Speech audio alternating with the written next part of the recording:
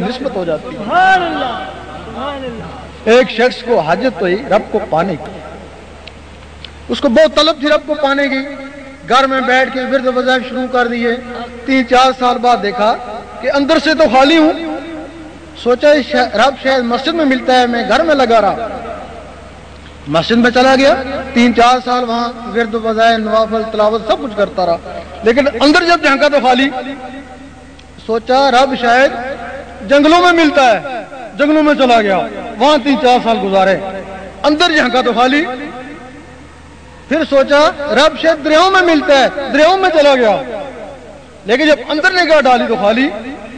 اب سوچنے لگا رب پتہ نہیں کہاں ملتا ہے، میں نے تو سارا طریقہ آزمایا، رب نہیں ملا۔ سوچا موسیٰ علیہ السلام کو کوطور پہ ملا تھا، وہ کوطور پہ چلا گیا، وہاں 3-4-5 سال گزر گئے، اندر سے خالی، رب کا نام و نشان نہیں۔